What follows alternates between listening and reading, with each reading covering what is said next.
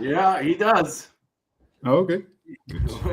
We're live today. We are on the meat of the matter. We're getting into, apparently it's endometriosis month in Ireland anyway. Who knew? Nobody knows about it. Oh. So today we're going to talk about women's hormones. What the hell do three guys know about women's hormones? Well, we're going to find out today. We're also going to get into what Peter is going to be eating, what he's eating, and also he might have something from a very popular alternate opinion. His name is Dr. Ids, and we're going to get into all that today and more on the Meat of the Matter podcast. Welcome in, everybody. Is sick and fucking tired of seeing all the carnivore shit all over this fucking house. I can't even look at a carbohydrate. Now that I think about it, we probably would. You know, that it doesn't make sense. I was tired of the guessing games, faking health, playing diet names, low fat life, vegan soul, but deep inside I didn't feel whole. Then came fire, then came fat, steak on the plate, I bounced right back. No more crashing, no more drag. You're literally treating your diet like a fucking religion. Look forward to talking about this recent controversy. I've already been doing it for over 2 weeks now. Your fiber intake is fucking zero. There is a constant in the calculation. It is the most toxic fucking diet I have ever seen. Ever. It's not healthy. It is far from fucking healthy. Okay? It is the least fucking healthiest thing you can ever do for yourself.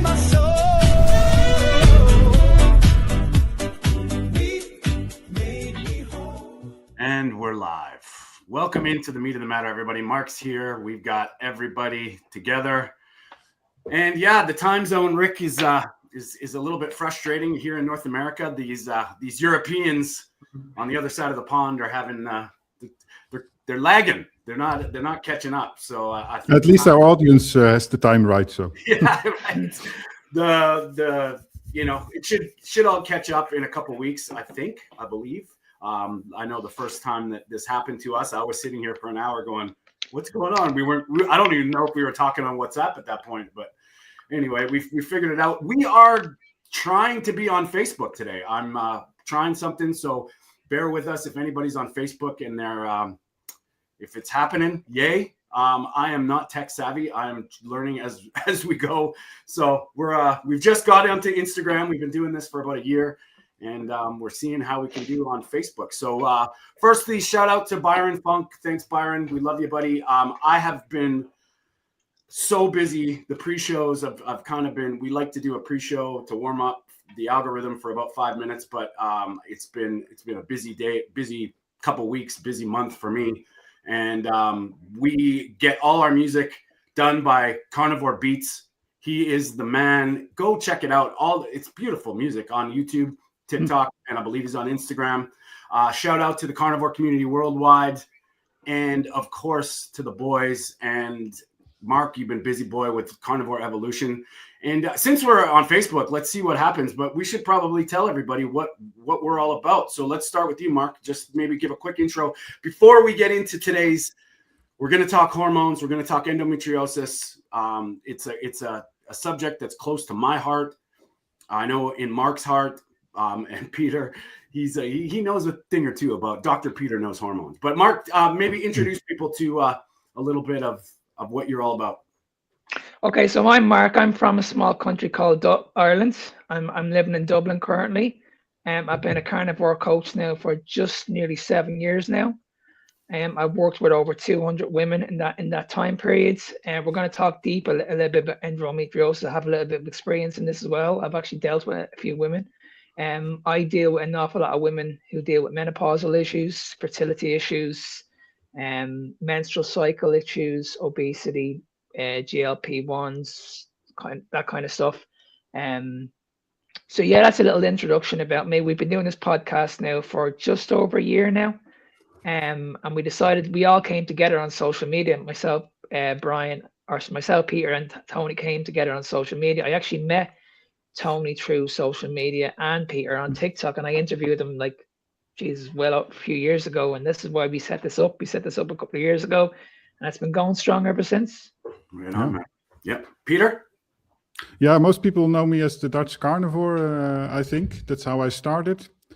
I'm a type 1 diabetic, so I focus a lot on the management of type 1 diabetes. That's how I got involved in this whole carnivore scene. I started with low carb dieting, ketogenic diets, and then a year later or so, I became full carnivore, almost unintended in a natural way. And now I try to help type 1 diabetics. So I'm helping a few type 1 diabetics online. That's where my passion is in terms of helping others. And as the Dutch carnivore, I also, because my channel is doing very well right now in the Netherlands, the Dutch channel, I'm focusing more and more also on discussing like a little bit of the science and the nuance in the whole nutrition and health discussion. And recently, for example, we have been talking a lot in the Netherlands about raw milk. And you can say whatever you want, but there are two sides of it. It's not a black and white story. So I try to bring this across to the Dutch audience. And in English, mostly I focus on the low carb perspective, the name that's mentioned here. Right on, buddy. And I am Tony. I have been eating this way for just about 6 years, a little over 6 years. And, like we said, I help people with diet and nutrition. It's been a long time coming to start this new platform that I'm beginning, and it's going to be Life After GLP-1s. And it's all about focusing on the people and support for help with people that have been, whatever the reason, no judgment, they've had to stop these drugs, or they're confused, or the side effects have become too overbearing. So I'm, over my journey studying to be a nutritionist, didn't want my certification because I didn't agree with any of it.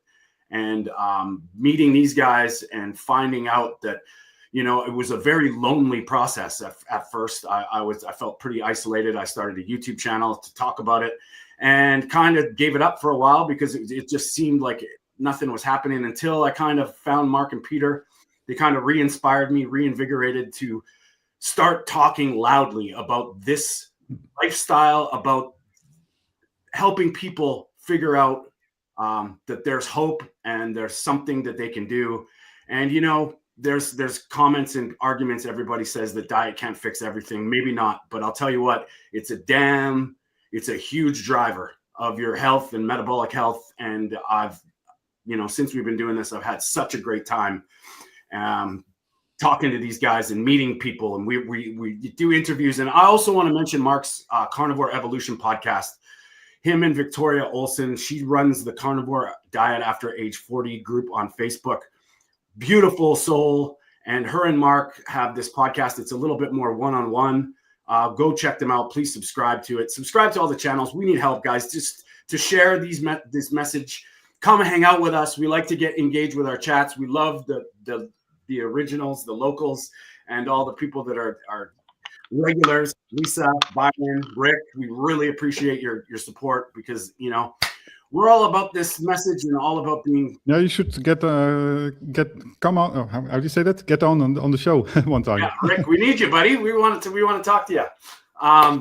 And Byron's been a huge help with music, so please go support Carnivore Beats. Just subscribe to his channels and share his stuff. Great music. We will be focusing it on the pre-show a little bit once I get my life in order. Jeez, I've been so busy, boys. It's good. It's a good thing, but.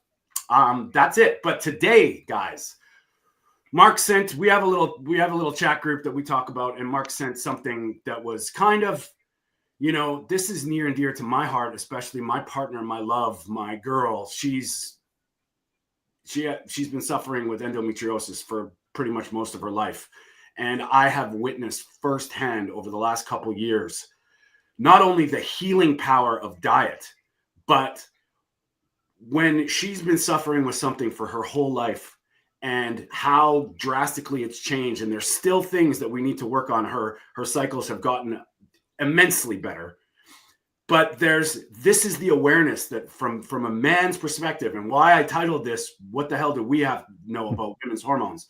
Well, I live with it every day. And I think men, we need to step up and understand that the whole female hormonal cycle is very complicated. And I believe, and we're gonna get into that a bit today, they've been gaslit, we've been told to just suck it up. It's just PMS or it's just cramps. You know, from a man's perspective, we kind of just go, oh, she's being hormonal. And I think, you know, knowing what I know now and knowing how I was sort of handling this my whole life with friends and family and women, I think we not only owe women a little bit of an apology because we have no idea, but the gaslighting, the medical system, the everything is stacked against them. And this endometriosis awareness month, just when you sent that, Mark, who knows about this? You know, it's endometriosis awareness month, but nobody knows. And it's so important, and sorry, Peter, and it's so important, Tony, because I must get a message from parents at least probably once, maybe twice every say 4 or 5 weeks.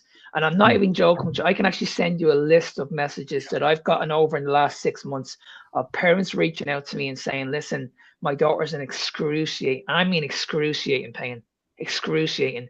What advice would you give? And when I get on the phone to these people, or I send them a message back and say, listen, you've got to get them off the sugar. You've got to get the toxins out of their body. When they're saying to you, okay, I'll do anything, Mark, I'll do absolutely anything. When you explain to them, okay, what you need to do, that's when they cut you off. Yeah. They cut you off straight away. They're like, my daughter's not going to do that. You're not going to kill my daughter. And it's very, very frustrating for me because you're the one that reached out to me. You're the one that reached out to me and asked for information. I'm giving you the information here. But instead of waiting on because that's what the reason why I wanted to bring this up is because I've seen the waiting list. I've spoken to people about this, and you could be waiting up to 2 or 3 years to be seen. Well, so it's honestly, it's scary. And I've been told this in the past. Yeah. I've been told this in the past. Like it could take you 2 years to see a doctor. Well, you know, and we'll get your take on it, Peter, too. But I just wanted to chime in too with Fleur. She's busy right now. It would have been a great time to get her on, but she's got she's on a call right now. And when I started my first little carnivore group coaching, she was one of my first people that I helped. And she asked me, she's like, I have this. And that was the first I'd ever heard of endometriosis. And her story, which we've had her on, and Aaliyah and Pumi, hearing their stories about how they've been completely abandoned by the medical system or completely gaslit.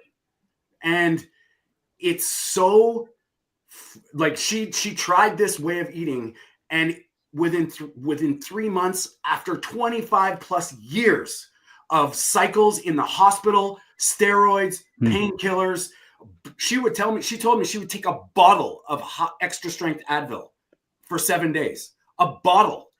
Now she's got usually like really one sort of questionable day when it first starts, you know, and I watch her and I feel it. And when she goes off her diet, or we've stopped the supplements that she's on, we see instant changes. Like she takes a step backwards. It's unbelievable. And we can tell, almost tracking through her month, where if she cheats at the wrong time, the inflammation just cascades and her cycle goes off the rails. I'm living this, and I'm sitting there going, oh my Lord, if I have to eat to her, because if I introduce something and it causes her pain, and I watch this, and believe me, I can't feel it, but I see it, and it breaks my heart, because it's like, holy shit, I know this way of eating. It's the inflammation, and it's autoimmune, and there's so many complicated, and that's where I have a tough time. And I think I want to be an ambassador for men out there. We have no fucking idea what they're going through. And doctors, we're going to get into that today, because I got a video that she sent me actually about what their go-to is. Just don't worry about it. Just do this. And it's wild. Sorry, Peter. And well, I'm listening and hearing all these things, Tony. That I recognize it totally. I have somebody very close as well that has exact same problem since youth, like 15 to 20 years old, going to the hospitals every number of cycles, excruciating pain, and taking painkillers and that sort of things, lying in bed with hot water bottles, that sort of things. The pain is being so heavy that even during labor, because eventually during pregnancy, pregnancy did work eventually. Yeah, it was also painful, obviously, but it was almost indistinguishable from the pain that she was already experiencing during her normal cycles. And removing things like dairy initially already helped a lot. Later on, also just going to a more healthy lifestyle. So we were not talking about keto or low carb or anything like that. Introducing B vitamins. Well, guess what? That's what you find in meat. Yes. She was taking it from nutritional yeast and that sort of things, and improving the mixed diet.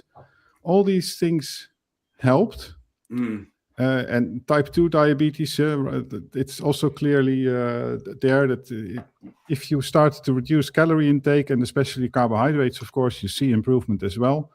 Yeah. And Tony, I was thinking about another thing because, during your intro that triggered the question to me. I never thought about it so directly, but you were talking about the cycle in women being hormonally very complex. And that doesn't, complex and difficult to manage, basically, in modern life. But that doesn't make sense in nature, right? In nature, it should work sort of automatically. And so why is that? We are apparently doing unnatural things because I don't think it should be difficult. It's like with menopause, the same. And I understand your point, and I don't want any women to think that we are minimizing this by any means. It's a risky thing to talk about. But you know, and I mean, when I talk about, we talk about a balanced diet, let's talk about balance with nature.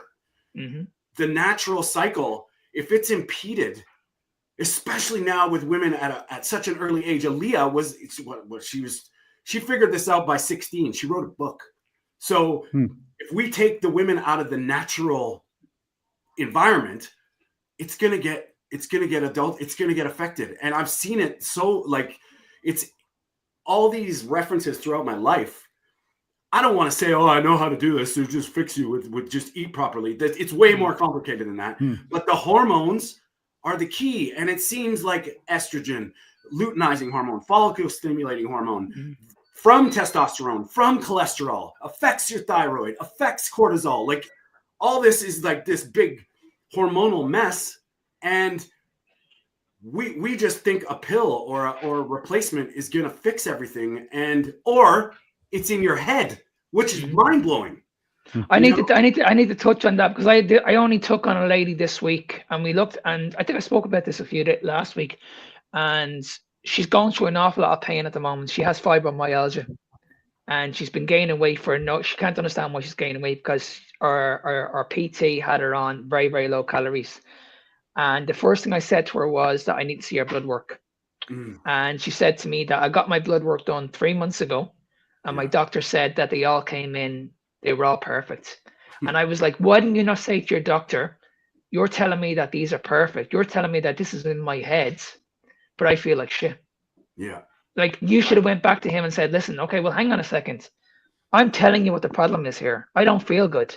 I don't care what these markers say. I don't feel good. And that's where we're going at the moment. Yeah. Like you said, Tony, we're gaslighting this situation. We're just saying, okay, there's something wrong with you, because this is what I hear in the endometriosis space. And I actually put this on the video. You'll see this for yourself. The woman in the video says that she went to see these doctors, and the doctors told this woman, it's all in your head. All this pain is just in your head. You just need to take painkillers, and that's it. And you look at the patterns.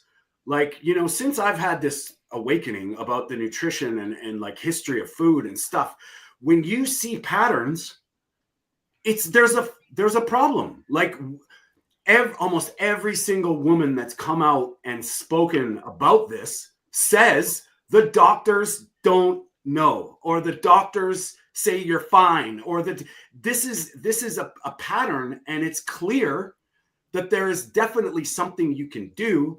But when you're talking about blood tests, Mark, I was just talking to Anna Rosa, like we had a beautiful conversation yesterday, and she was talking about, and she actually mentioned it when she was on our podcast as well. the inflammatory markers that we should be checking for. It's not just your general labs, but when you go with the C-reactive protein, the fasting insulin, those tests, the GGT, all these inflammatory tests that they don't necessarily do unless you ask, or I'm not sure how it is in Ireland or in Holland. But I have to, when I talk to my clients about taking their bloods, I ask them to get the whole shebang. And most of the time, the doctors say, you don't need that. You don't need that. You don't need that. Well, if it's showing inflammation and you haven't got the test and you've just got a normal blood panel, they haven't checked minerals. They haven't checked vitamins. They haven't checked inflammation. They haven't checked fasting insulin. They haven't done a DEXA scan and seen if there's any metabolic dysfunction in your fat. It's crazy. Can I just add a quick point there, Tony, as well? And this is why people need to understand the difference between the carnivore diet and the standard diet, because what we need to understand is this, because we're seeing this already in the carnivore community, that if your blood worker, or let's say your tris are very, very high and you're on the carnivore diet, is that a concern? Is that a concern? Because apparently in the carnivore community, they're saying like, okay, if your triglycerides are high, your fasting insulin is high, you're on the verge of being pre-diabetic. Fucking horseshit, absolute rubbish. You know how when you feel good, you do. Yes. You know what I mean? So this is why when I spoke to this lady during the week, I was like, listen, something's not right here. This is your body. You need to go off how you feel. So you can't keep on going back to these people and listening to these people and letting these people convince you that look at this sheet. This sheet tells me that all your markers are in range. Yeah. It doesn't matter. Yeah. It doesn't matter. And you're to that point, Mark, and including you, Peter, because you're type 1 diabetic. You need to know this. Like if you feel like shit, you're gonna go. You need to know why. But why did we go to the doctor in the past? Why? When you didn't feel good. Now it's like I think there's this side of things that, and I'm all about getting blood work done because you just got to know the game. You're comparing everything to the average citizen, not the healthiest 5%. And not to mention when you adopt some kind of ancestral diet, paleo, low carb, keto, carnivore, whatever, you're not in the same, like you're in a different range. Your body is working differently than everybody else's. We're measuring apples to oranges, and there's so many different nuanced things about this. And I'm all about learning your information, but your blood work is telling a story. It's a timestamp.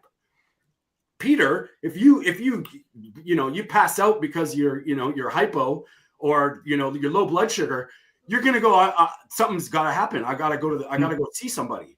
You need to do this.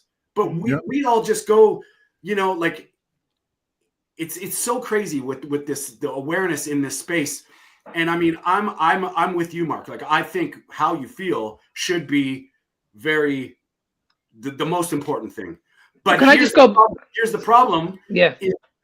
If you go down the visceral fat range or the get a DEXA scan and know how your body tissues are working, how much muscle mass you have, how much bone density, then you can kind of gauge and compare that to something, a coronary arterial calcium score. These tests are not done by the system. If you want to know if your cholesterol is, if you got to watch it or manage it, don't worry about the numbers. Worry about if disease is present. If there's no disease, well, you're probably pretty good. 100%. Yeah, go ahead, Peter. Sorry. Yeah, there's one good reason to include blood works and these type of scans is that only in a very natural situation. Yeah, so I have to define that. But let's say that you have fully adapted to carnivore. You are on a perfect diet that's perfect for yourself, and you recognize immediately when you eat something that's wrong and all these things. You have the right fat percentage. If then you go up in visceral fat, you will probably feel it. You will feel worse in these type of things. But in a normal situation, you may not be fully aware of what feeling normal is. So if you are, you can be perfectly healthy. Yeah? That I'm not saying that something should be wrong in that case, but you don't know all these things. You might feel perfectly all right, especially, of course, with heart disease. That's a thing. So why not test it? Yeah. And sorry, go ahead, Tony. No, you go ahead, Tony. And that's a good point, Peter, because like a lot of people, like, you know, even in the recent times where people are jumping ship, I need carbohydrates. I need to like, okay, I have a problem with that because what healed your body? And I'm not talking about the people that have tried everything just for the hell of it and they're in shape and they're personal and they're like fitness athletes and all this stuff. I'm talking about normal people that have healed like impossible things, including endometriosis. How is your body now going to get worse from the thing that you couldn't get better? Now you're just automatically getting worse. And I'm not talking about tweaks with vitamins and minerals because there is the modern environmental factor that we don't even consider. Mold, pesticides, herbicides, your quality of meat, everything is changing. But we don't look at it from the big picture. We just go, oh, it must be the meat that's, you know, I'm not getting enough or it's causing damage. How is it healing you from like getting you out of bed and giving your life back to now causing damage and worse for you? It doesn't make sense to me. Yeah, no, I was just going to go back to what you were mentioning about Peter. I mean, when we look at Peter's situation, we know that Peter, his body needs insulin. He knows this himself. He doesn't need carbohydrates. So if I was to ask Peter the question, when you add carbohydrates in, how do you feel? Do you feel do you feel like shit, or do you feel good? Like how do you feel? That's the tricky thing. So I feel bad usually. If I would introduce it slowly and in a season where I'm exercising a lot, I could very well be deceived in the idea that it's okay to do so. And then gradually I will get to the point that I'm feeling bad and I start to think, oh, well, I already introduced carbohydrates. Now I suddenly start to feel bad and I will probably feel even better. Less bad if I introduce a little bit more, because that's how it works. I will temporarily feel better. But in the long run, no doubt it's going to be worse, especially in my case. Well, So it's really tricky to so you shouldn't go off a blood work if it's contrary to what you are feeling. But on the other hand, sometimes you have to, because if you are going off HbA1c in this situation, you might think like, okay, so I'm going to introduce a little bit more carbs to lower my fasting glucose and that sort of things. There's no general rule. Put your feelings. Yeah, even that is difficult. Put your feelings first. No doubt. And you know what's funny is if you look at it this way, people argue that like a little bit's okay, moderation, they're okay. Okay, 50, 60 years ago, we ate dessert. Okay, everybody maybe had a little bit of treat at dessert. Okay, our carbohydrate food, even cereal and bread, was different. It wasn't as this adulterated. It wasn't like, now it's not the same game. So if you look at it from the ancestral side, and I think this is a more nefarious, deeper thing, that they tricked humanity into planting crops and relying on these grains, but that was to feed starving people in a community. This was not optimal health. It never was. And that's where we get tricked. And you can just look at, I've got a client right now in Germany telling me that she's kind of, she's enjoying her holiday, but she hasn't put on any weight. She's eating all these, like, she's eating just a standard diet. And it's like clear that the food is different, like 100%.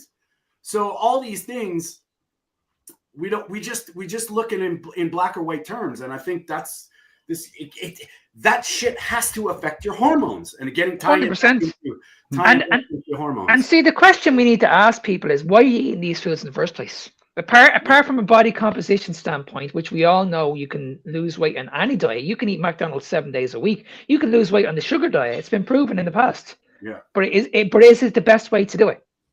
Exactly. That's where it comes down. And like you said, Tony, we need to move away from this diet culture. We need to focus on health here. We've been talking about this now for the last year. This is what our podcast is all about. Our podcast is prioritizing health.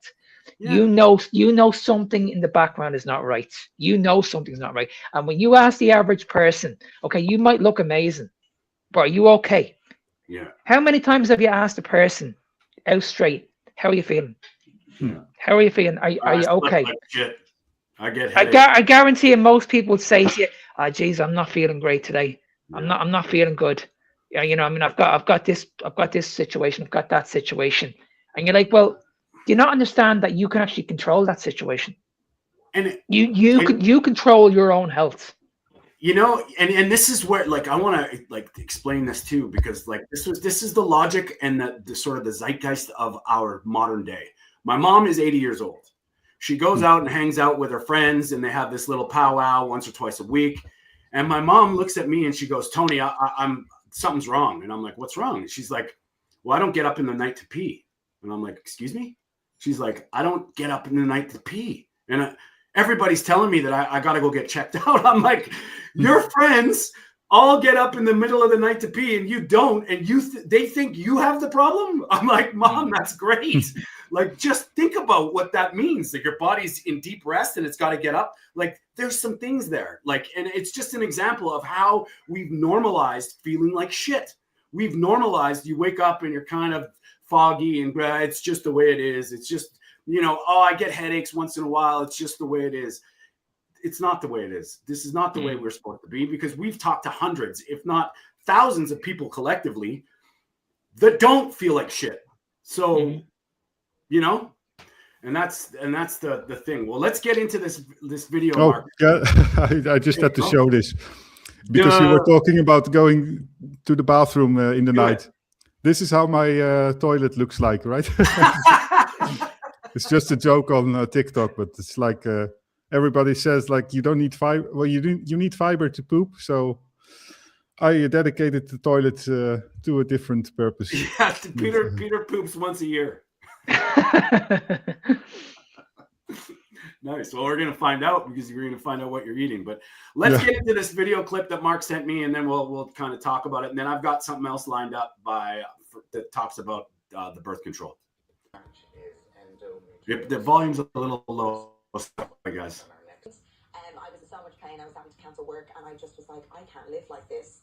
24-hour day, chronic pain and fatigue that I didn't even really think was linked to my period at the time. I just was in so much pain. So I was opening for sets early because I was going to faint. I fainted in the gym.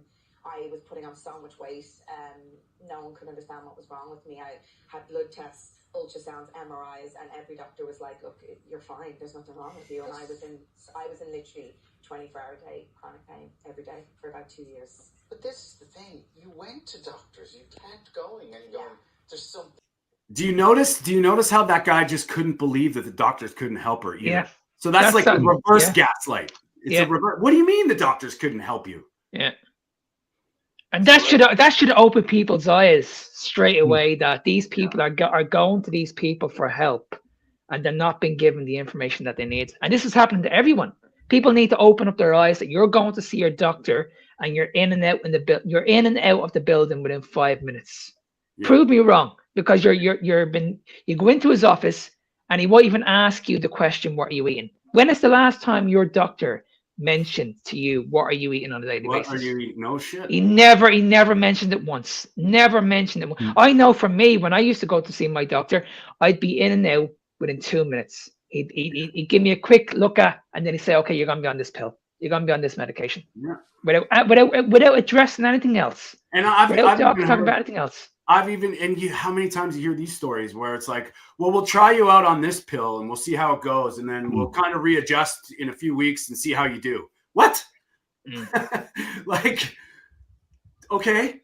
So then you increase doses and mix and match different SSRIs. Oh, you're depressed because of your, man. It's a perpetuating cycle. And let's see what Mark says about this, because I love your little captions here.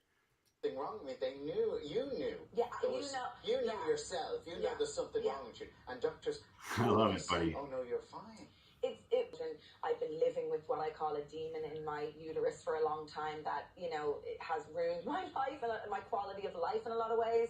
And I've learned to live with it and manage it. And but I said, right, okay, let's do a month, and then it was 3 months, and then it's just continued on from there, just feeling better and better. It was like waking up. It was like. Listen to that. That's amazing, buddy. Like, just you can hear it in the voice, like wild. Oh, like I've had, I think in the last couple of years, I think I've had 3 people that came to me with endometriosis, and this is the lady that she didn't want to come on and do a podcast with me, so I just said, can I record your voice while I'm doing this? And she said, yeah, no problem. And I always use this, and people are always saying to me it's fake. Always. Everybody always sends out this message to me that this is fake, and I have to send them this woman's details.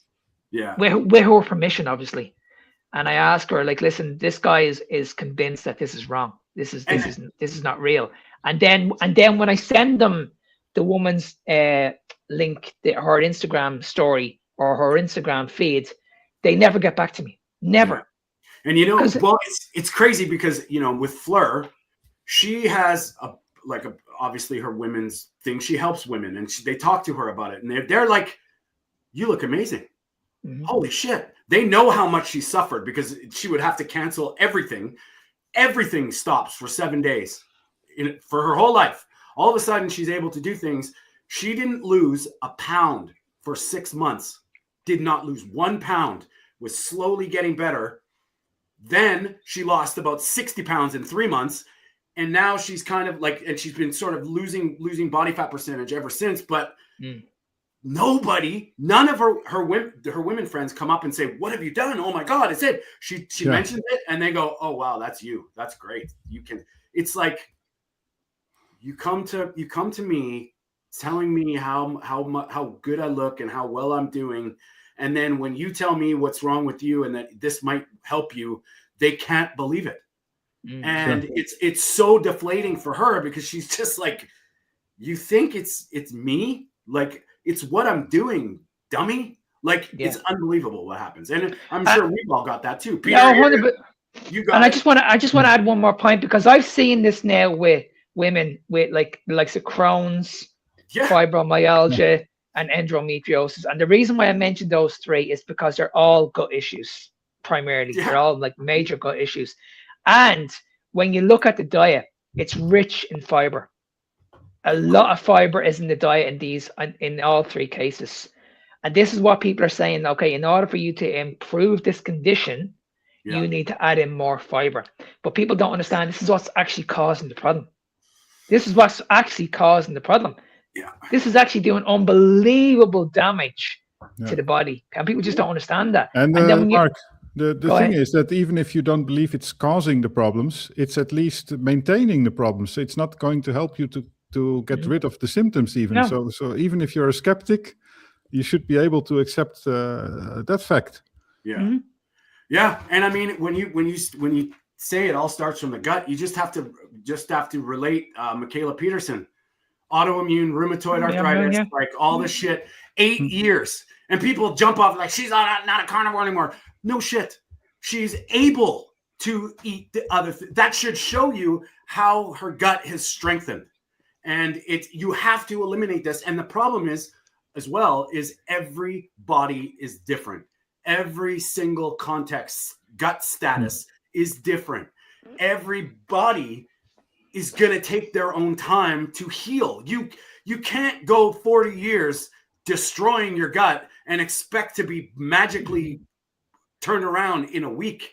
And that's where people get scared because, if you switch your microbiome in a matter of days and you just go full carnivore, 0 to hero, your explosive diarrhea might scare you. I mean, but we're seeing this, and healing the gut doesn't include fiber. Like you're right, Mark. Like, I mean, I'm going to die on the sword. I'm not saying fiber is good, bad, anything, but if your gut is leaky and broken and things are getting through there, that's not going to do you any favors. And let alone, I just had a friend of mine, he just called me. He's like, man, I got to do something about my gut. What do I do? And I'm like, okay, what are you eating? He told me oatmeal for 35 years. I was like, stop the oatmeal no matter what right now. He started eating a little bit more meat, becoming aware, becoming savvy. Just left me a message 2 days ago. I don't know how you did this, but me stopping oatmeal for a month, my gut is 85% better. And oh my God, what do we do now? And I'm like, this is just stopping oatmeal. But isn't it amazing that the information you're giving out it's just simple. It's just basic advice. I've said this many times. I'm not a doctor.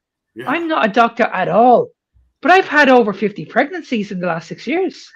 You're a busy boy. Like when you say it like that, it sounds funny, but yeah, but you know what I mean? Like, it's like women are coming to me, and they're not coming to me to lose weight. They're coming to me because they've heard stories from their friends that this crazy guy on social media that I've been working with, he's been telling me, like, listen, the diet that I've been on for years and years and years has been wrong. He's been putting me on a high fat diet. I never thought I'd ever have a baby. 4 months later, I'm having a baby. And then these women are reaching out to me and saying, well, listen, I'm in the same situation. I'm in the exact same situation. I can't have a child. I've been told I can't have a child. I have PCOS symptoms. Yeah. I have, my fertility is all over the place. My menstrual cycle is all over the place. And even these women who are endometriosis, these women are been told that your chances of having a baby are limited because of your condition. This is horseshit. Absolute horseshit. And when you look at that whole problem from the beginning, now you're eating low fat, you're eating high fiber, you're telling you that your cholesterol you got to watch, where that's all your hormones are built, your sex hormones, your steroid hormones are built from cholesterol. So why would you be lowering it? You know, like, it's just, do you need to be a doctor to see that there's something there? You know, whether you're low carb but fat is the key. Fat is, this is the thing. I need to go back on that as well. What you were saying, Tony. Yes, fat is absolutely essential. We know how fat is important for healing the body, but we also need to understand how important protein is. Well, protein is right. Protein is just as important. So you want to get that 1-to-1 ratio, and that's why when we look at the meat, it comes in the perfect form. This is why we made this podcast, because this is what we've been saying for a long time. You need to eat the appropriate diet for your body, and we believe that is just eating more like fatty based meats. And, forget about the lean sources. Yeah. I have a question for you. I'm just interested. It's maybe a too simple question, but if you were to order all the different aspects of a good diet, and when you try to become pregnant, for example, what's the most important? So we have the fats, we have things like proteins, also a nutrient deficiency in terms of micronutrients, B vitamins, and those things. I've seen that with my relative. High insulin, so low carb aspect, inflammation, gut health. Like, what is it? Would you place something like insulin at the top, or maybe it's a silly question anyway, but it's like, what's the most common thing that you come across? It's gonna be because the first thing I look at, first of all, when I'm dealing with one of these ladies, is their blood work. And I noticed that the insulin, the blood sugars are too high, the fasting insulin is too high, their HbA1c is too high, the tris are too high. So the first thing I do at the very, very beginning is I have their fat intake like really, really high, really, really high. So let's say a woman comes to me, she's like 200 pounds. I'm going to start that lady on maybe around 140, something like that, 140 protein, which is really, really low. And I'm going to have them on way over 200 grams of fat a day, maybe about 250, maybe 260. The reason why I want to do that is because I want to heal the body as quick as possible. Yes. Yeah, I want to heal the body as quick as possible. Once I heal the body and the body's functioning the way it should be, then I'll start titrating the macros. Then I'll start focusing on the weight loss, what they want to achieve. But at the very, very beginning, a lot of people need to understand that when you come into the carnivore space, you're coming into the carnivore space to repair the damage. Yes. You want to clean your body from the inside out. So the best way to do that is you need to heal the body first. And I think this is extremely important because people are looking for this quick fix. People are convinced that the carnivore diet is a quick fix. It's not. If you've been doing damage to your body for, say, over 20 years, that healing process could take up to a year, probably a bit longer. And you need to just go with it. You just, if the scale does not move, and we'll talk about that shortly. But this is what I'm saying about. This is what frustrates me about women, because I'm always saying this to women, because they'll always say to me, "But Mark, but scale's not moving. Like, what's going on here? I'm not losing any weight." And I'm like, you don't understand. There's too much inflammation in your body. We need to way too much. We need to repair all this, and I can't give you a timeline on this. No. I just can't. All I can say to you is just trust me. Yes. You're going the right direction. Just keep doing it. That sounds like my client call, man. It's like, just, you need to trust the process. Like the first 6 months, the first 6 months is usually me trying to reinvent the wheel, because they have to get it in their minds. And I want to touch on that, Mark, because I have if all things were created equal and we're just living from a 0 point. What is food? Eat close to God and Mother Nature intended, whole food. Prioritize protein, don't fear and fill with fat, control your carbohydrates. Those three, the carbohydrates is a knob. Some people can tolerate them. If you're broken, that knob might have to be 0 for a long time. That's the problem where we're at. And I agree with you. Like the amount of healing that goes on, we don't know. We can't quantify, because everybody's different. Everybody's where they're starting is different. Their 0 point is different. It might take somebody 2 years. Michaela Peterson, 8 years. 8 years, yeah, 8 years. To get back to that 0 point where you can start to maybe tweak stuff. And, and I know everybody says, oh, no, you can't eat this on carnivore. Look, carnivore diet to me is a tool. It's just reevaluating and reassessing your situation. It's great. But can I just add to that, Tony? You guys seen what happened to me last week. Now, I've been carnivore for I'm going into 7 years of being carnivore. I just added in a small bit of pepper. I think it was last week or the week before, and my finger blew up, literally blew up, and I couldn't believe it. Yeah. I was like, never had these issues with pepper in the past, and I couldn't believe it. And I was people will argue that. They'll say, you're just not used to it, Mark. Exactly, yeah. And I was actually going to do a few experiments on myself, because I was going to say, okay, I've been doing this for a while. It'd be interesting to see how my body adapts if I add in, say, something. I was going to actually add in a few berries just to see what would happen. Ever since that incident, I'm like, it's not worth it. It's not worth it. My body is fully cleaned at the moment. And that's the thing. What is it worth it? Like, that's what I do. If I go out to a fine dining event restaurant that's a 5-star chef and all that stuff, I look at it and go, okay, what is it worth it? If something comes up that I'm going to try or something, okay, if I know something's going to cause something, do I enjoy it and then suffer? But at least I'm in control of my choices and understanding that couscous is probably going to do some shit. Do I want to eat it now or don't I? And there might be a time for people. My client right now that's in Germany, she's enjoying her holiday. But I'm hoping that when she gets back, she understands that it was worth it. It was a moment to enjoy her family and her time. Now she comes back and we get to work. And it's just, I can't tell her if it's worth it or not, but she's got to make that choice. And I think that's where everybody sort of lies. And I mean, I want to live my life to the best of and enjoy it. But I do resonate and feel better when I eat my specific way. And life is for living, but I think at the same time, life is for learning also. You need to learn.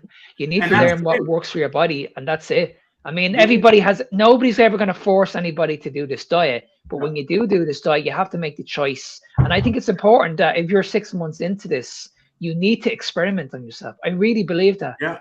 I really believe if you're 6 months into this, 9 months into this, you need to introduce these foods back in, because just you need to see just to see the impact these foods have on your body. And then you can make the decision, okay, am I going to go down this route where I'm going to eat these foods in moderation, or am I just going strict carnivore? Yeah, do it responsibly. Start with things like simple vegetables, low-carb vegetables, or an avocado, that sort of things. And eventually, maybe down the road, try one time eating a piece of pizza, if that's just to see what it does. Man, I got sold down the river a few months ago when we were like, we're just gonna try a pizza, and we were like, let's get a keto pizza, get a cauliflower crust. There's flour in it. It's not cauliflower. This is not made from cauliflower. It's made with flour and cauliflower. Like, what? I was like, this is retarded. How the hell did they do this? Like, how can you call this a cauliflower? Like, I'm thinking cauliflower, Parmesan cheese, like this. No, it was all dusted with flour and shit. I'm like, what's the point? Like, Yeah. It was. Well, I remember a couple of years ago when I was on holidays. This was about 4 years ago, and I had a massive sugar addiction.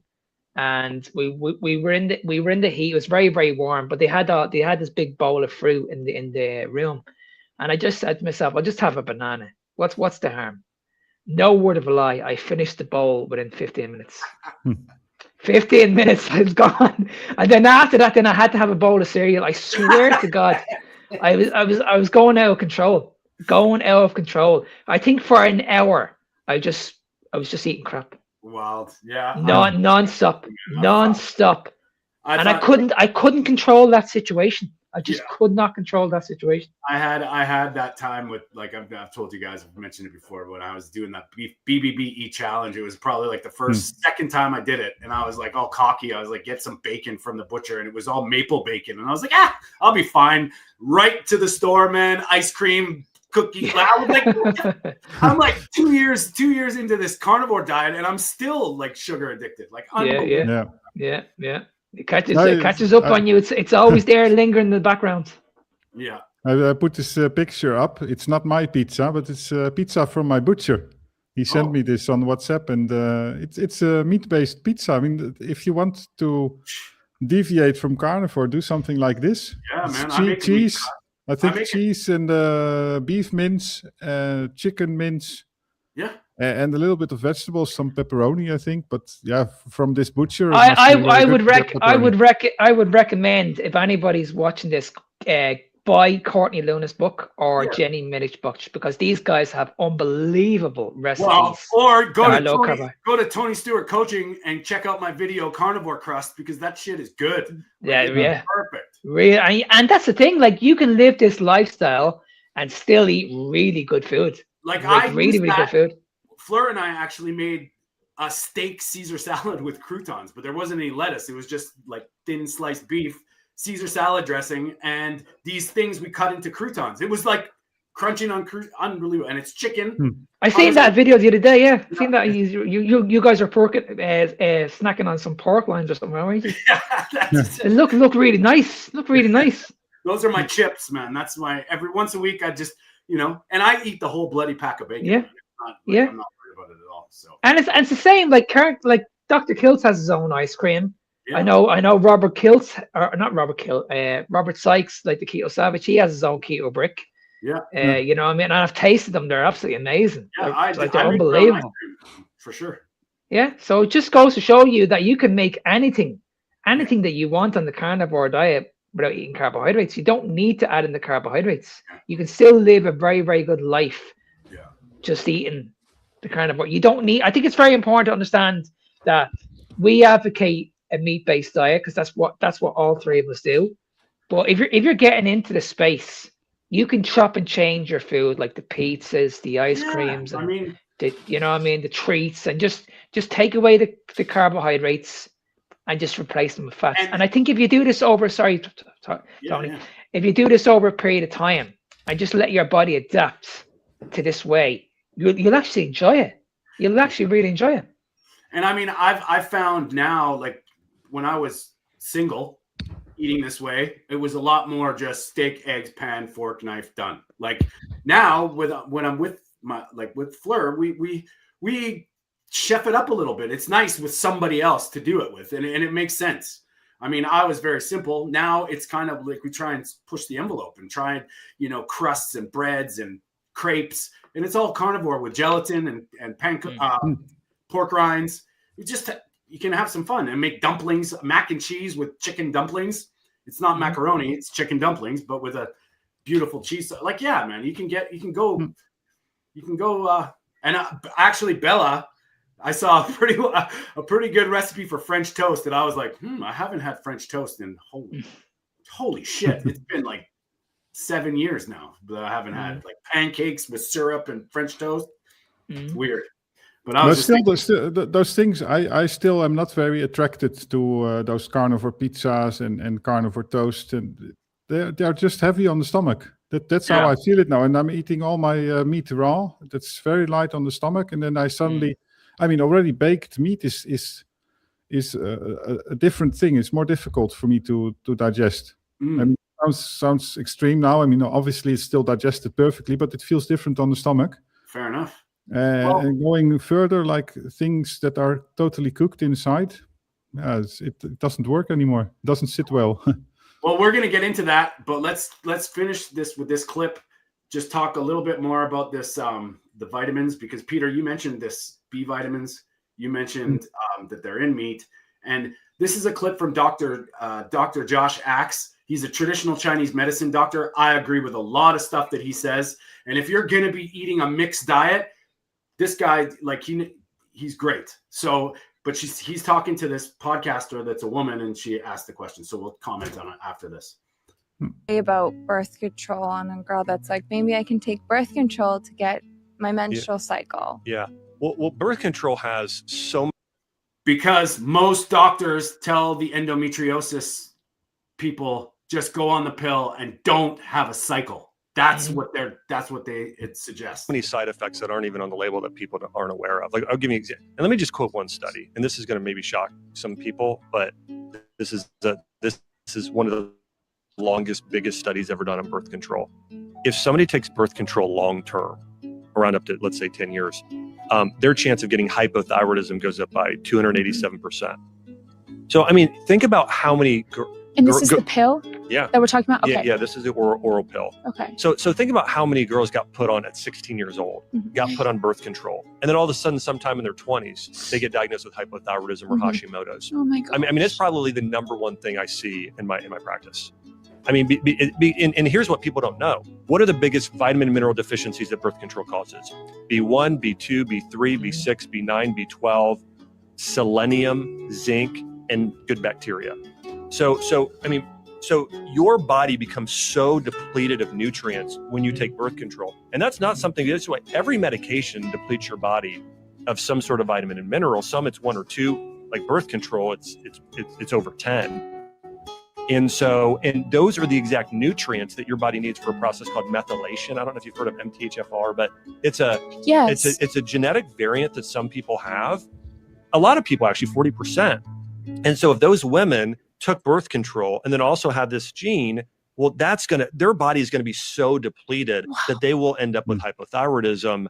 And there are other issues there. So my point there with birth control is, it's not a vitamin. It's definitely not a vitamin.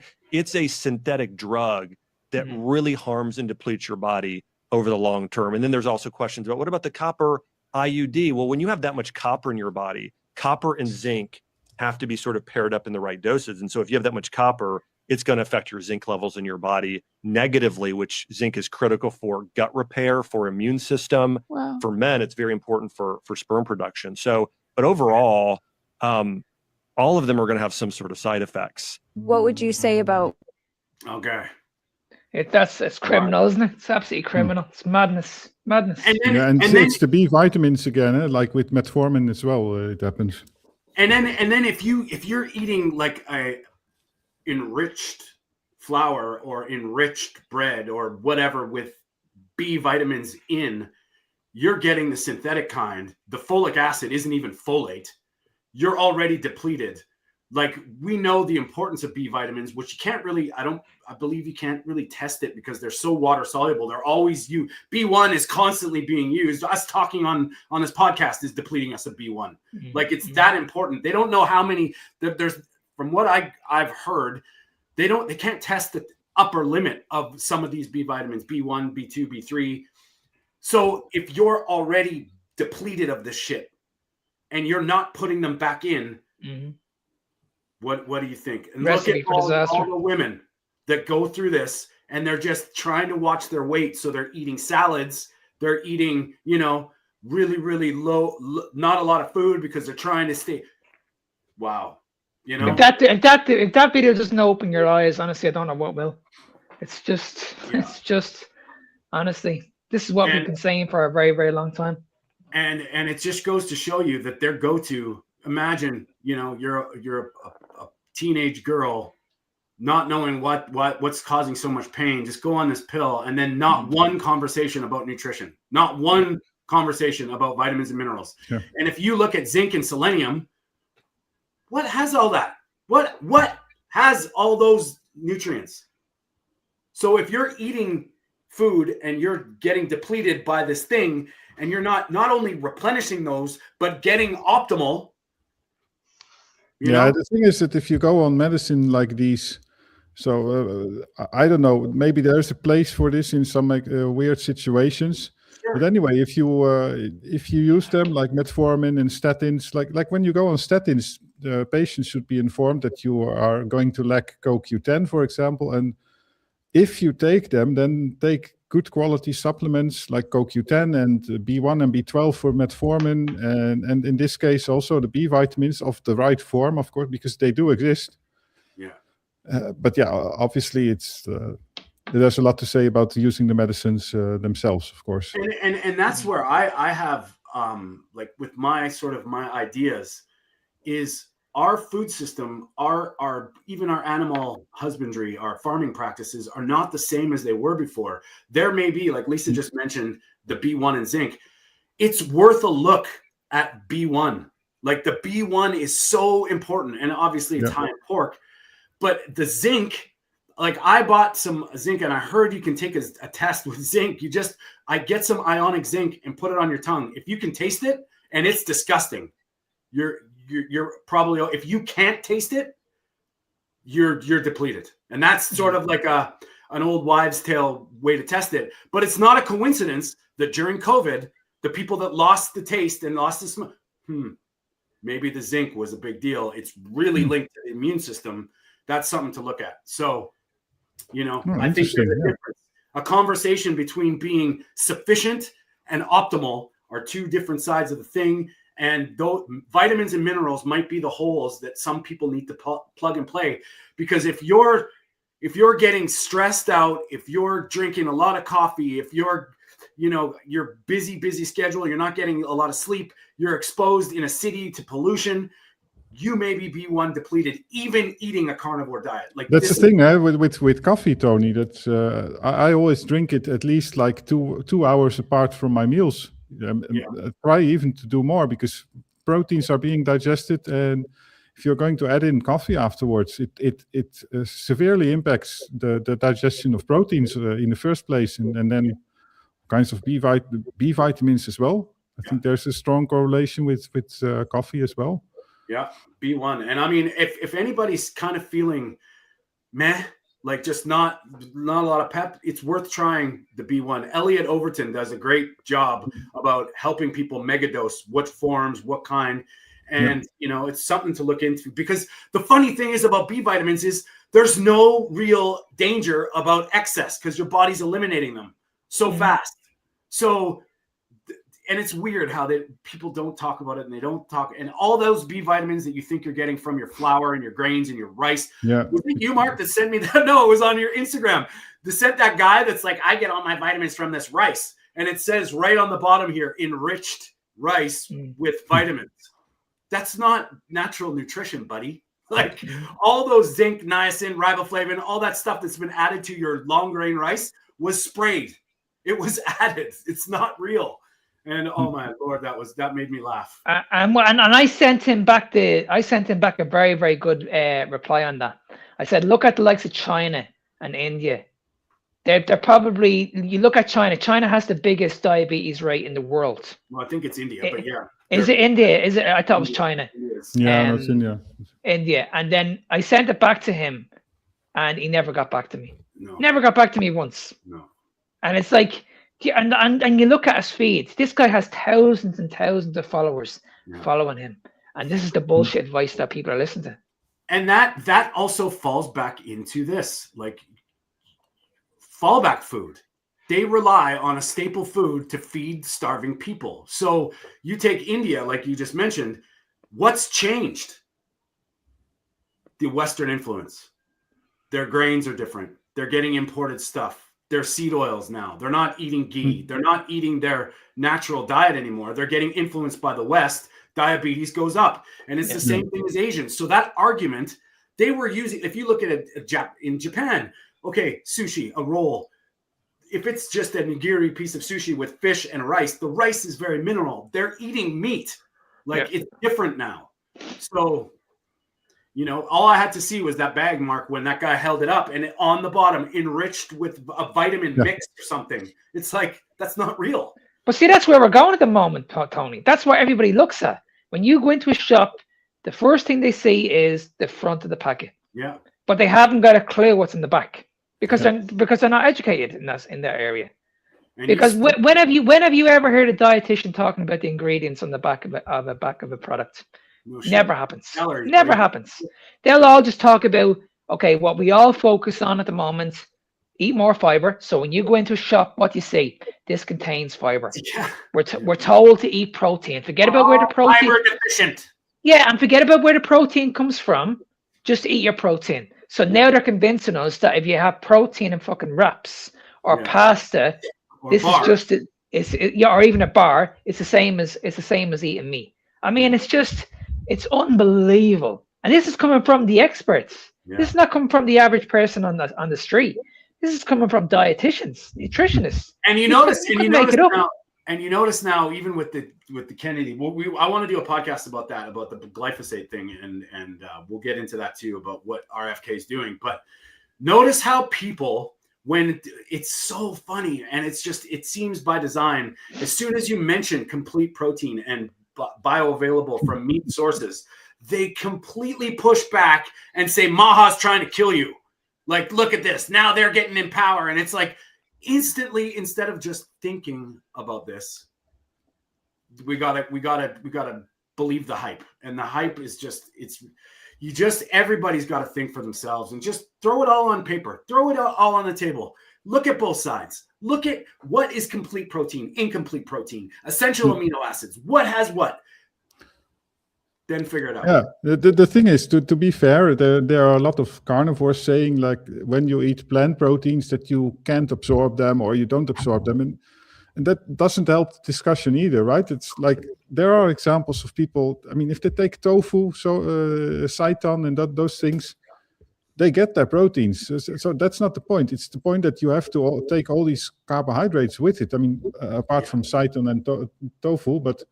Yeah. So that's the point. You have to eat tons of sugar, basically, to get still the same amount of protein. And then also the protein itself is not complete. So you will waste a lot of protein as glucose again.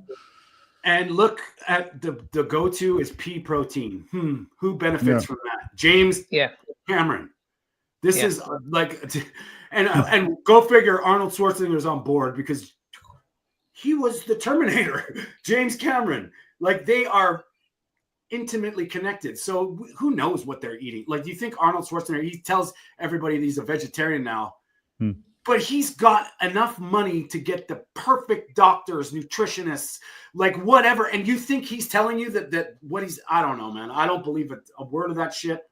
And I think what you said about the carnivore space, Pierre, I think it's very, very important that this is why you need to hire someone that you resonate with. Because I can tell you right now, that's not the information I would give people. No, exactly. But far from it. And I think that's why, like, because when you look on social media at the moment, especially in the carnivore space, there's an awful lot of interesting points from people. And I'm looking at it, I'm saying, like, well, okay, that might work for some people, but that's something that I would never do. Yeah. I know there's a lot of people in the carnivore space that would advocate bringing in the vegetables, bringing in the carbohydrates, and they're saying there's nothing wrong with this. Now, as I said, if that works for you, I have no interest. But I know for me, that's not what I stand for. Yeah. I stand for, I'm a carnivore coach. So that word there, carnivore. So eventually, I'm going to lead you into carnivore. Yeah, and you're going to be on a carnivore diet. Well, I don't know. I've said this before, but my friends from Chile, they stayed with me, and they were vegans, and I was like, no, we gotta talk, because they were looking at me eating, and it was funny because it was all day. And then I was like, let's do a challenge, because they were like, well, we would eat eggs, and I was like, okay, we're only eating eggs for 7 days. Within 7 days, and this was 4 years ago, They still send me messages from Chile eating eggs. They're eating 12 to 18 to 24 eggs a day, and they're eating their vegetables.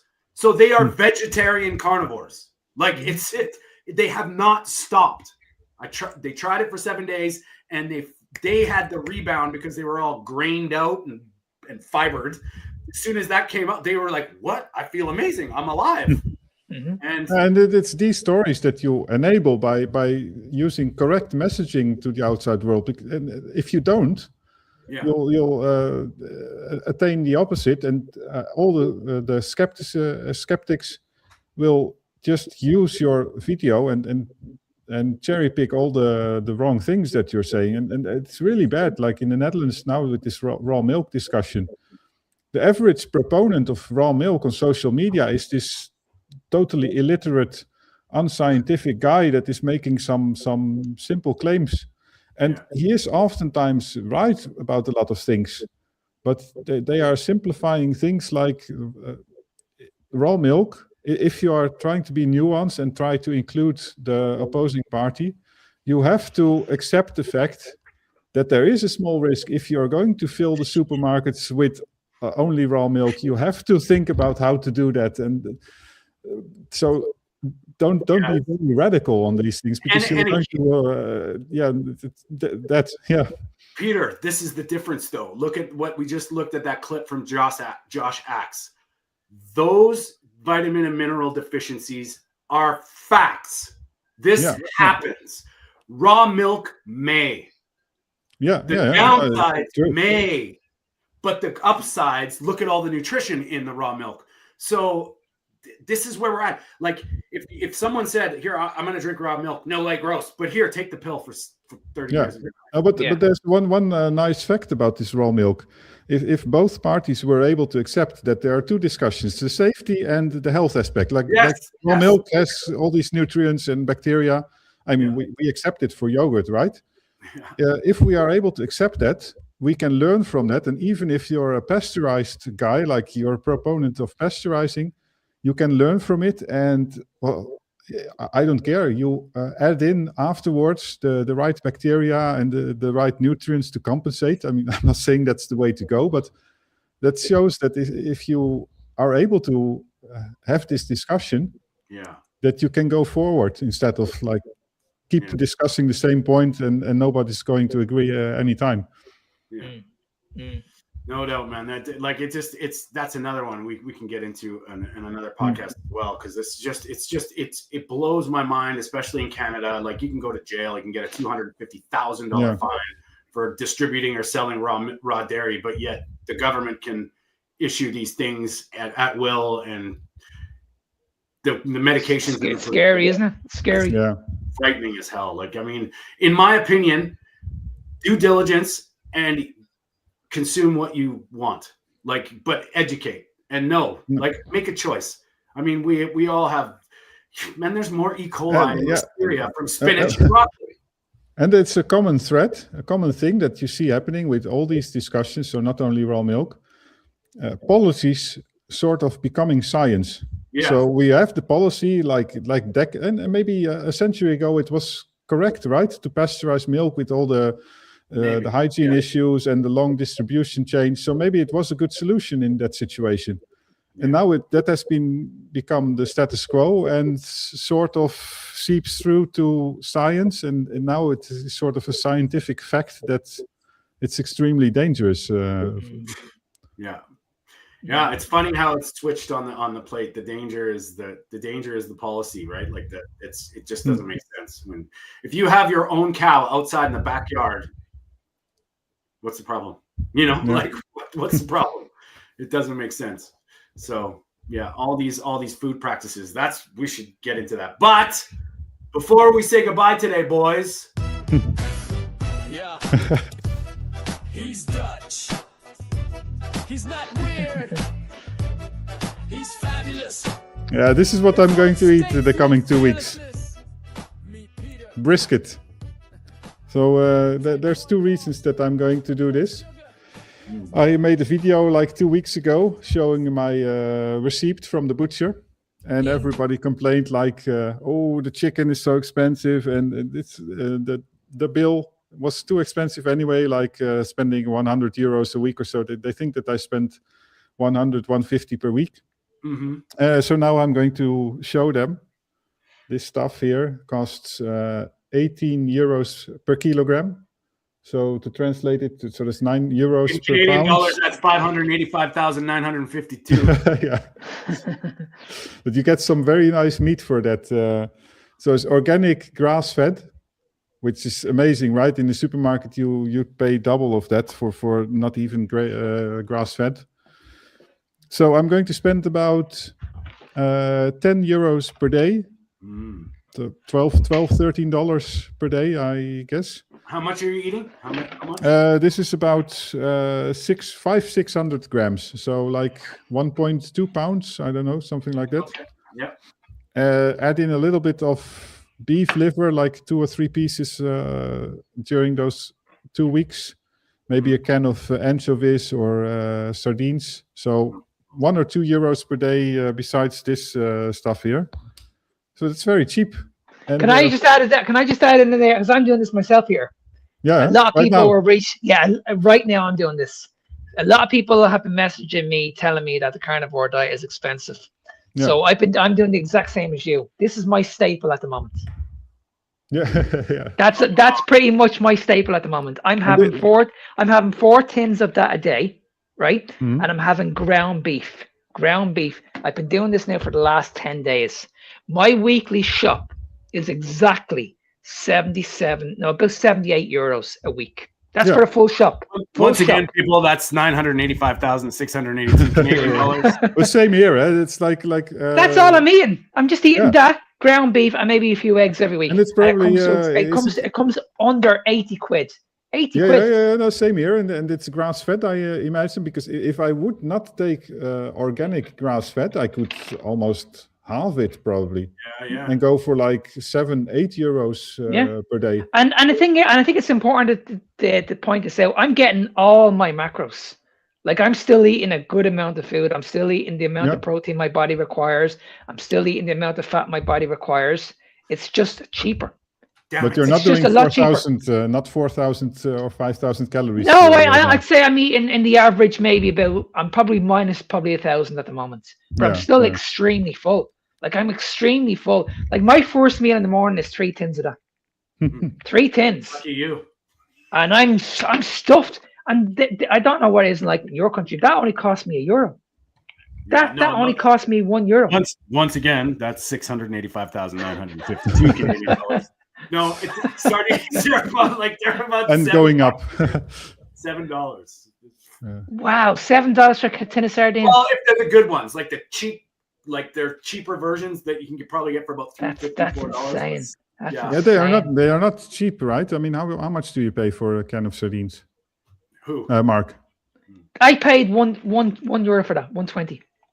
Oh wow, yeah, no, I pay triple, well, double at least here. Yeah. And if I get them in like sauce or omega or olive oil, they're a little bit more expensive. Oh, so when you get them when they're in tomato sauce or they're in other flavors, that's when they're more expensive. Yeah. And the good thing about my country is when you buy the ground beef that's 18% or more fat, that's actually cheaper because nobody's buying it. Yeah. Nobody's buying it. I can beef in Canada. I can go into my local shop and buy 2 pounds of ground beef, 18% fat, and I'd probably spend around €10, something like that. It's so Peter, do you cheap. eat that? Like, okay, yeah, do it. Do you just eat it? Like no, but this one is actually not that rich in fat, but I bought it almost like 50% fat brisket. So at some point it was even too much for me, but I mean, it's a good deal because in terms of the caloric intake. Well, yeah, I'm still there. Too, I don't know about if you guys have seen the gas prices because the world's lighting up on fire, but yeah, things are going to get very interesting fast. So, but I think it's important we have this conversation because a lot of people out there are struggling financially. Well, let's do Mark. Let's do the next week. You know what? I'm going to go buy a brisket, Peter, and I'm going to eat it raw. I'm going to do it just to go with you. I'm going to do that this week. I got to go refuel. I'm going to go. Hopefully the prices that I see aren't going to destroy me, because the gas prices just went up like 25% from 2 weeks ago. And now if the beef prices do, we're going to have some issues, world. I'll tell you, like it's, but I think it's important to understand that we can, regardless what goes on, you can still make it work. If I didn't eat this way now, even before this bullshit, I wouldn't be able to, like, there's no way that I could eat breakfast, lunch, and dinner out. There's no way I could eat out for dinner every day. There's no way I could have all these staples in my fridge. The amount of food that I eat, there's no way. I would be eating myself broke. I'm about $20, $25. Fleur and I are between $40, $50 a day, and we eat pretty good. They're Canadian, right? But I think that's €2 or 2 cents, like 0.2 euros. But I think it's important to understand that you should never put a price on your health. No. But I fully understand the situation, what's going on in the world at the moment, that everybody's in gram per gram. So let's do that. Let's talk about that next week, and then we can 100%, because I think that's important. I think that's probably the biggest question I get all the time. Yeah. A lot of people is like, I can't afford this diet. Well, with my TikTok videos on this topic, I mean, 2 weeks ago I did this grocery video that went like viral. I don't know, maybe 1 million views across Instagram and TikTok. Yeah, it's really crazy. Because people go crazy when it You're comes a celebrity to now. Yeah. What the hell, buddy? No, but it's like you put the logo of a supermarket.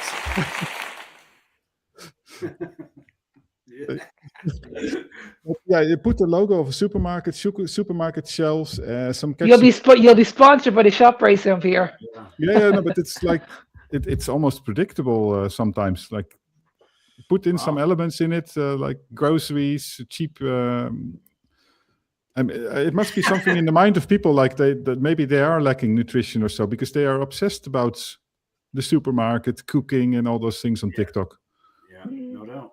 Well, let's explore it. We might try and go live. So hopefully the Facebook thing worked out today. I'll find out after. But boys, always a pleasure. And I think this was a good one. I think the women out there need our help, need our support, men out there. Like, we need to take care of our women and protect them and give them hope and support them, because it's horrific what has been happened to society, really. For the last, since the dawn of the pill, go figure.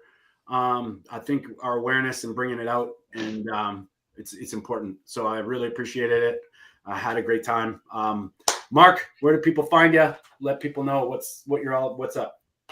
No, I just want to echo what you said, Tony. I think it's very, very important. I think the most important message you're going to get from this podcast is you should never give up, and you should never, ever be in a situation where you need to suffer.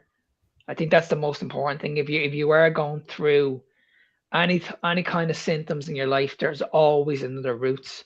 You don't need to go down the medication. We're not saying we're doctors. We're just saying just give it a go. Just give it a go. And if it impacts your life, then what can these people say to you? They can say nothing.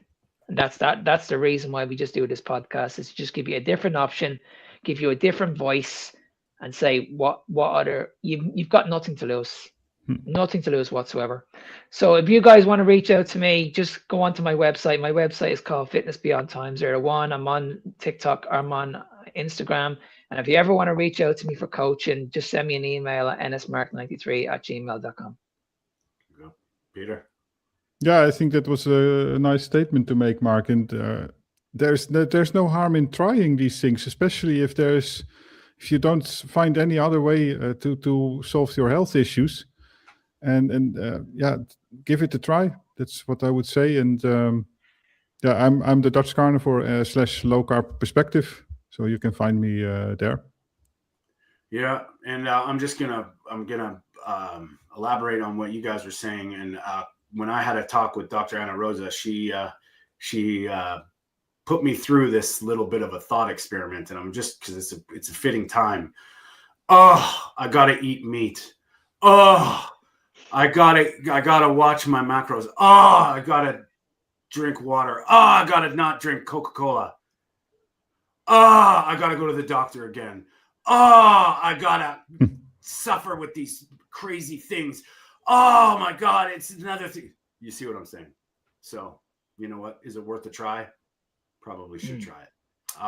And that's, if anything, we are just showing a different perspective, shedding a light on our 3 collective takes on how we do things. And we're not perfect. We're not the be all end all. We never say you should or shouldn't. Just, we talk about things that sometimes are a little uncomfortable, but I think the world needs to hear it. Once again, the interview with Kyle Kesey's Keto is Key. It's on our channel. Go check it out. We're going to have him and Caroline back eventually. We'll do another one with them. The documentary is featuring some powerhouses in the metabolic health community. Also the carnivore community worldwide. If you are a carnivore and you haven't heard of that, go on to Instagram, go onto YouTube, TCCW, supporting them. Also, big support to Brian, Hunter Gatherer Mindset. He's one of us, and we appreciate you. Of course, Byron Funk, Carnivore Beats YT on YouTube, and Carnivore Beats on TikTok and Instagram. Support us, help us, share these things. If you can, comment, like, subscribe, all those things. If you want to find me, I am at Tony_Food for Thought on Instagram and TikTok. Also, I'm starting a new platform, a new support place for people that have, for life after the GLP-1s. And, it's all about bringing awareness to the metabolic health space. And if we can help anybody, we appreciate all your comments and your participation, guys. We love you. Thank you. And we'll see you next Sunday. Bye-bye.